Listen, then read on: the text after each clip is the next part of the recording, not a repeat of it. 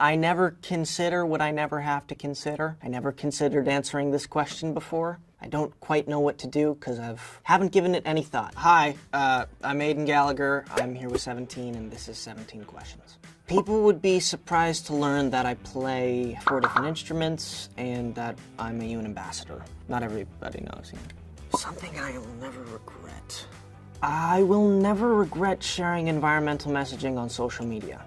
A lot of times I'm just reposting stuff from various environmental accounts, primarily UNEP. That's a good account to check out if you're interested in that. Aside from that, who's to say? It's a long life. I always am able to pick up like a guitar or sit down at a piano or something and make myself happy for about an hour. That's pretty nice.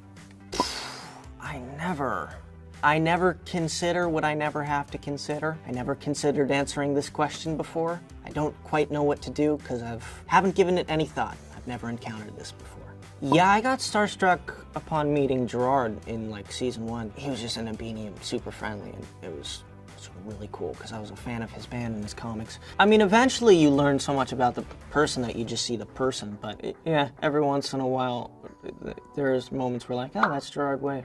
He was in that band that I love. Oh, what do I love about YouTube?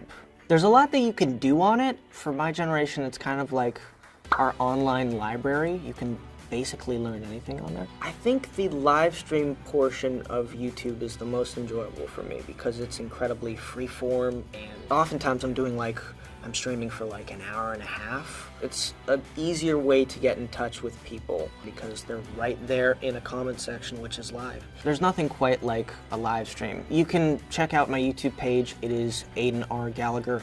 Just on YouTube, you'll find it. When people look at social media, there's this sort of psychological expectation that they think what they're seeing is reality, and then there's this connection to yourself where you think, oh man, I wish my life was like that, and people can sometimes get bummed out. So if you could remove whatever it is that makes people think that that's what life is and then makes them get depressed, social media would be a great thing.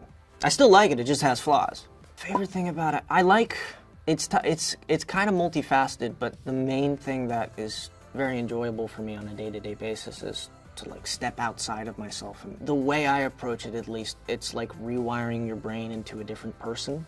And so I completely tune out like the cameras and everything that isn't on the set or in the scene, and so your brain actually thinks you're stepping into a different universe and you're just in it with the other person. So that's pretty incredible. It's fun to channel 5. If I could live anywhere, where would I live? I'd probably live in Seattle. I was just there for like 2 weeks and we're moving there and it's lovely. Either Seattle or New York, probably. What music do I have on repeat? Mostly like demos of stuff that I've made, really. There's no way to really test it when you're in the studio environment. There's the headphones that you work on, and so you're just working away on this thing trying to get it to work. You lose objectivity after like a couple hours and your ears need a break, and so it's nice to sort of be on a walk or something and put in the AirPods and listen back to a mix and go, I need to switch out the snare drum on that, or we should use a different synth in that part. The hardest part about being an actor is, it's gonna sound strange, but it's very true, at least in my case. Every once in a while, for no reason at all, a scene will throw you, like you're riding a bull. You don't know why, but certain like lines of dialogue are just hard that day and you don't know how to make something work. You might think like, oh, it's a crying scene that gets hard, or it's like this type of scene that you have trouble with. It's just random scenes every once in a while. It's like it's very much an internal panic. So there are days like that where I just don't know what to do with the scene performance-wise. And what's funny is when you watch it with friends, they might be like, oh, you're great in this scene. That was a great scene. And you're like, yeah, I know what this could have been. And it sort of drives you crazy a bit because you're like, this could have been so much better if I had done this, and that.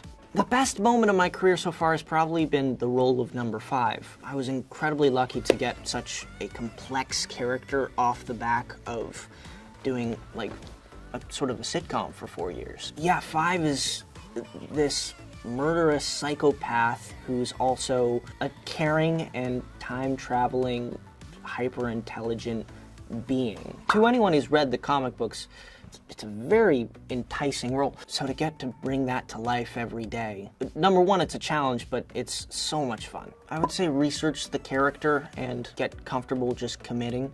You're gonna end up doing a lot of auditions where everything feels very artificial, and you just need to, you know, make friends with the make-believe. Well, when I started acting, I was 9, and I'm now 18, so I'm twice the amount of Aiden. In 20 years, I hope to have done a couple of albums and be a touring musician. Release some albums, do some films that I love, and find the person that puts a smile on my face. Hopefully, I will have found that person within the next 20 years. Most of the time when I need to sort of get really energized is for playing number 5.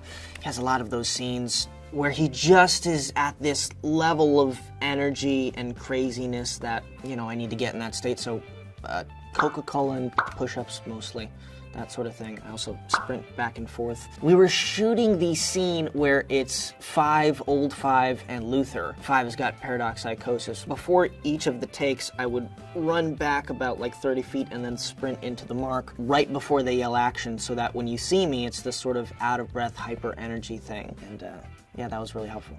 I don't really take a lot of selfies. Every once in a while I might do a TikTok or something. Most of the time I'm filming my stuff for YouTube videos, so I don't really take a lot of selfies, but good lighting, I would say. That always helps. At the moment there's 5 lights here, so yeah, takes a lot sometimes. Thank you for sticking around. Please subscribe to 17, and you can check out Season 3 of Umbrella Academy on Netflix.